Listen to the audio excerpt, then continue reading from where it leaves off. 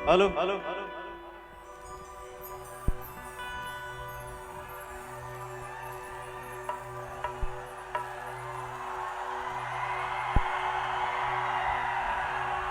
मैं किसी भी मंच पे जाता हूं तो ये 2 लाइन 4 लाइन जरूर गुनगुनाता हूं।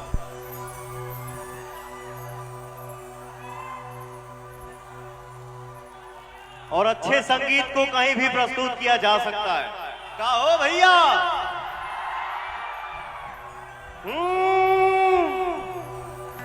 होठों पर तोहार जैसे भोर के किरनिया,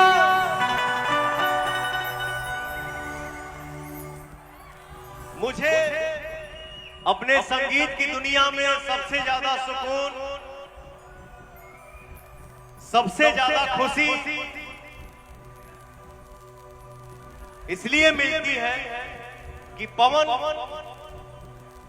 देश के किसी भी कोने में जाके खड़ा होकर अपना सैड सॉन्ग का शुरुआत करता है और हमारी जो जनता है वो गरज देती है। लव यू सबको। हरे उठवा तोहार जैसे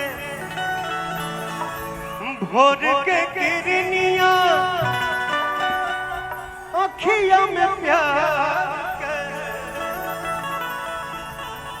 समायल बा दुनिया,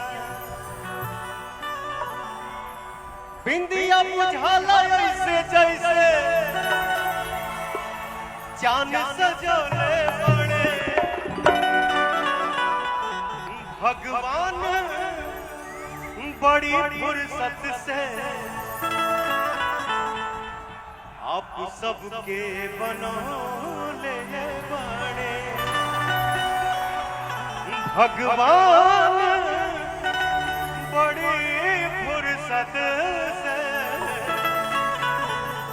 आप सबके बनौले बड़े।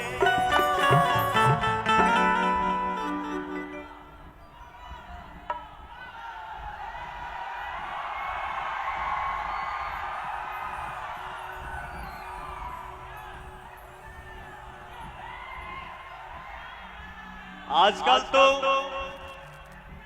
डिजिटल दुनिया हो गई है, घर घर में यूट्यूब चैनल हो गई बा।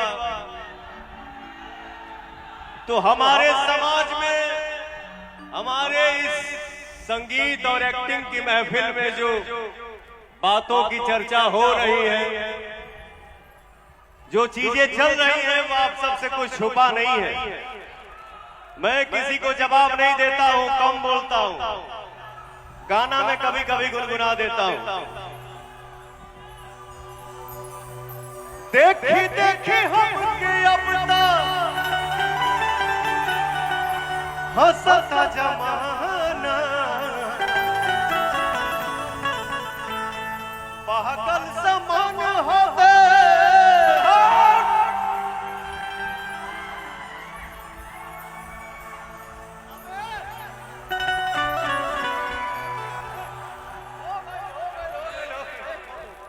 गए बेटा। आराम से आराम से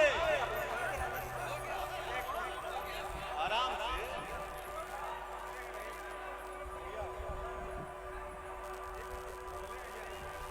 देखे देखे हमके अपना, यही तो प्यार है। बोला कमरिया बोल बोल। देखी देखी हमके अपना हंसता जमाना,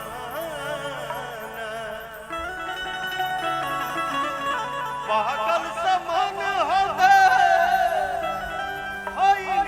दीवाना। केहू के रोबावल, केहू के रोबावल बहुत बात नहीं के, रोआ के हंसावल बहुत बात होता है। प्रेम से बोलिए बाबा भदेश्वर नाथ की, शंकर भगवान की, बोलिए दिल से जय श्री राम। एक बार दिल से बोलिए भारत माता की। जियो, लव यू।